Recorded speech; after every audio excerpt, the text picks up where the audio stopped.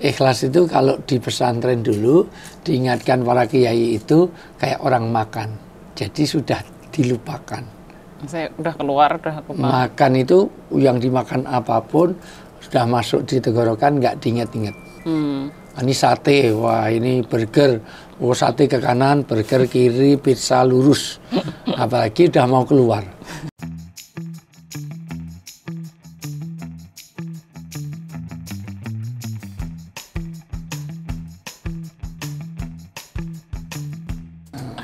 Ustadz, bagaimana ciri ikhlas dalam memaafkan?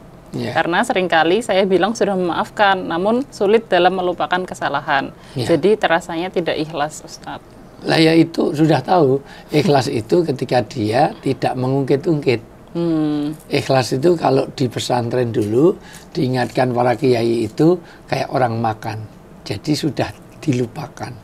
Saya udah keluar, makan itu yang dimakan apapun sudah masuk di tenggorokan, nggak diingat-ingat. Ini sate, wah ini burger, oh sate ke kanan, burger kiri, pizza lurus. Apalagi udah mau keluar, dengar kabarnya saya nggak mau. Enggak. Apalagi sudah keluar, megang pun nggak mau, segera dicuci. Nah, iya, itu orang ikhlas. Wah ini sate wadai piring, ya, enggak juga. Nah, orang ikhlas itu ya itu dari Allah. Jadi, metaforanya nggak bisa yang lain ya? Paling enak itu Kamal. Kalau metafora yang paling enak, ikhlas itu kayak orang memberi susu. Jadi ketika orang menyusui itu bagian dari keikhlasan. Karena kalau nggak disusukan itu dia akan ngerangkai itu dia akan ini. Jadi orang bersedekah itu baik untuk dirinya. Karena orang kalau sedang hamil kok susu itu nggak dikeluarkan untuk anaknya, maka dia akan kalau lagi menyusui, maka menyusui anak itu bagian dari keikhlasan. Itu karena justru baik bagi dia. Karena kalau enggak dia akan ada ngerangka itu bengkak, dia akan bengkak dan karena memang kan penuh produksi susu di situ. Jadi disitulah ini. Ya bayangkan kalau terlalu ini kan lato-lato nanti ya. Oke, next lagi. Ya. Nggak sekedar lato-lato. Ya. Nah, berarti itu tadi ya ikhlas ya. Ikhlas. Itu metaforanya juga jelek lagi tuh. Nah, itu gimana? Aku cari gimana. Pokoknya satu tidak ngungkit-ungkit, dua melupakan, ketiga sudah itu dari Allah. Kalau bahasa agamanya itu lillah, fillah, billah. Lillah itu semata-mata karena Allah, untuk Allah. Fillah itu dalam syariat Allah. Billah semuanya itu toh karena Allah. Artinya kalau nggak ada Allah kita itu nggak ada apa-apa loh.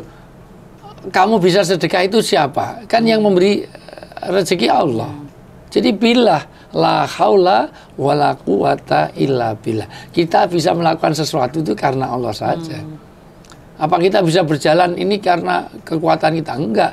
Kalau Allah menghendaki, walaupun sehat segar bugar, susah untuk jalan.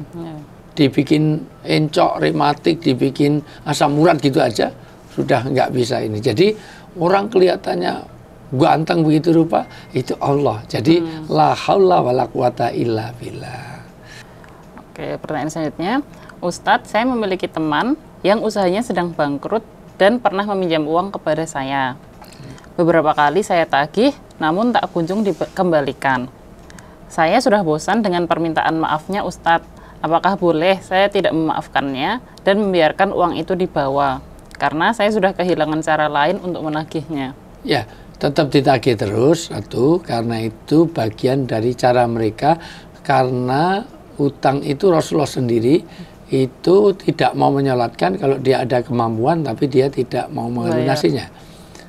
Matlul ghani dzulmun, orang yang menunda-nunda utang itu kedoliman. Padahal dia mampu. Ada orang punya utang nggak dilunas-lunasi, malah beli motor baru, handphone baru. Nah, ini kan nggak pas lah gitu. Satu. Tapi kalau kita mau meridhokan, itu bagian dari orang di Allah suka. Allah suka orang yang melonggarkan saudaranya. Man nafasallahu di dunia, nafasallahu fil akhirah. Jadi orang yang memberikan kelonggaran nasal mukmin, siapa memberikan kelonggaran orang Islam, maka Allah pun akan melonggarkan dia. di hari kiamat. Jadi lapangkan, ya nggak apa-apa kalau memang itu. Tetapi hak Anda untuk menagih ya tetap jalan. Iya, jalan saja nggak apa-apa. Soalnya biasanya kan lebih galak yang ditagih. Nah, itu kadang-kadang yang ingat malah yang menghutangi, yang dihutangi malah melupakannya. Makanya salah satu sunnah sebelum tidur itu setelah menyiapkan alat untuk bangun malam adalah catatan hutang. Catatan hutang itu, hutang piutang itu ayat yang paling panjang di surat yang paling panjang di dalam Al-Quran itu mengenai hutang piutang. Itu dalam surat Al-Baqarah itu surat yang paling panjang, ayat yang paling panjang. Setengah halaman sendiri isinya tentang bagaimana hutang piutang. Jadi hutang itu beban di waktu siang dan keresahan di waktu malam. Maka kalau kita punya hutang, yakinkan ini beban segera dilunasi, keresahan doa kepada Allah supaya segera lunasi. Ada doanya. Min ghalabati dain.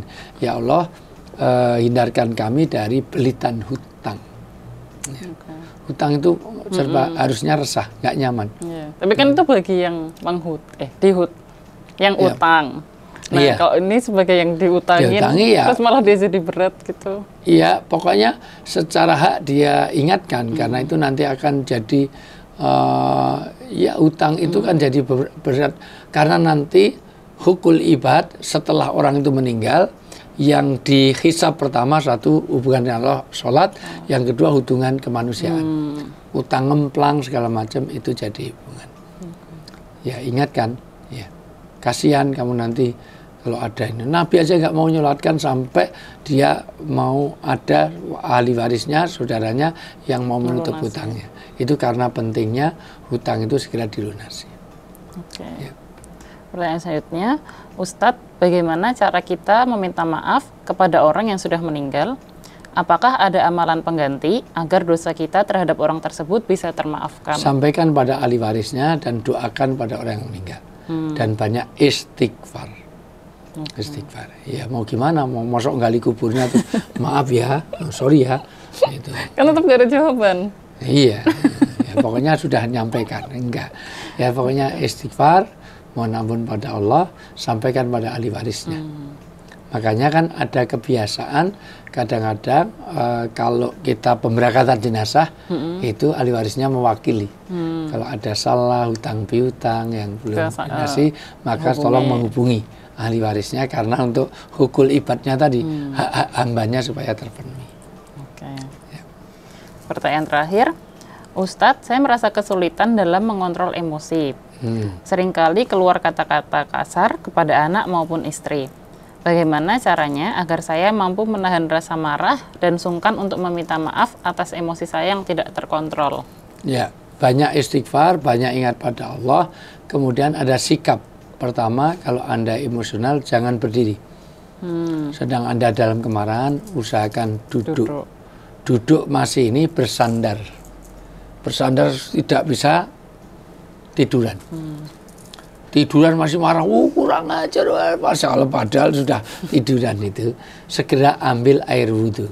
Karena emosi itu datangnya dari setan, setan itu dari api, wudhu itu bagian dari api, itu kalahnya dengan air. Tapi tidak sekedar wudhu, sholat 2 rakaat. Sholat apa? Ya sholat nawaitu meredam marah. Itu aja lah. Sholat sunnah mutlak. Iya, sholat sunnah mutlak. Itu treatment cara Islam. Ya.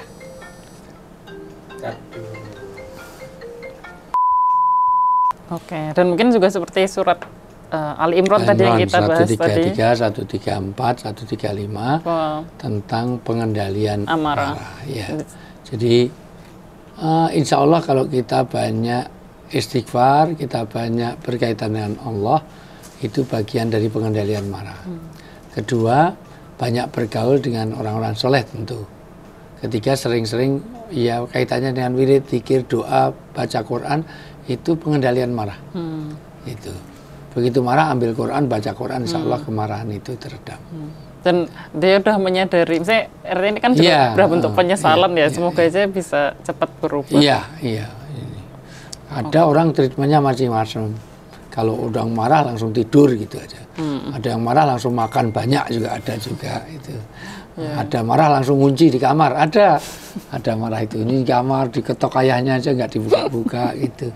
Itu dulu waktu masa remaja. Siapa itu? Ada lah. Ada. Iya. Nah, jadi yang jelas kembalikan pada Allah, banyak istighfar karena sekali lagi marah itu adalah dorongan dari setan.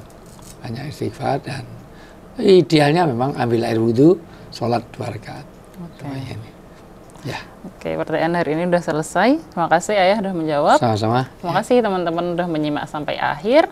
Kalau misalnya ada yang mau ditanyakan, baik seputar topik ini atau topik yang lain, boleh banget nanti komen atau kirim DM ke Instagram Ayah di @ustadzwijayanto.official. Oke, sebelum ditutup, mungkin kita mau mengucapkan selamat menunaikan ibadah puasa. Semoga kita menyelesaikan Ramadan ini dengan bahagia. Amin. Semoga kita juga bertemu Ramadan yang tahun selanjutnya. Oke, kalau gitu terima kasih. Sama-sama. Kita ketemu di episode selanjutnya. Wassalamualaikum warahmatullahi wabarakatuh. Waalaikumsalam warahmatullahi wabarakatuh.